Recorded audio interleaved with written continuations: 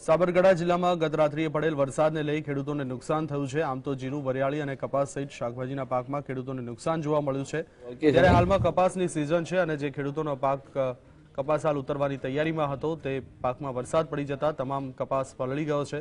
આમ તો અમુક કપાસ ખેડૂતોએ લઈ લીધો અને હવે રૂ લેવાની તૈયારી જ હતી અને અચાનક કમોસમી વરસાદથી ખેડૂતોનું રૂ પલળી ગયું અને એમાં પણ ભારે નુકસાની જોવા મળી છે। મેં આ સાલ કપાવા આવ્યો તો 2 વીઘા જેવો, તે એક વખત રૂ વીણી લીધું છે અને બીજા વખત વીણવાની તૈયારી હતી। રૂ ફાટી ગયું હતું, તે વરસાદ આવવાથી રૂ બગડી ગયું છે, કાળું પડી ગયું, સુંથરો પડી ગયો, એમાં નુકસાન ઘણું થઈ ગયું છે। 10 થી 15 હજારનો મેં ખર્ચો કર્યો હતો, એ ખર્ચો પણ મળવાનો નથી। માર્કેટમાં લઈને જશું તો આ રૂ વેપારીઓ મારું ખરીદશે નહીં અને ખરીદશે તો સસ્તા ભાવમાં ખરીદશે, એટલે ઘણે પૂરેપૂરું નુકસાન થશે અમને। અત્યારે રૂ સાપ કોઈ વેપારી ના લઈ શકે કે કોઈ જોઈ શકે ના એવી હાલત થઈ ગઈ છે, પલળી ગઈ છે, કાળું મેં થઈ ગયું।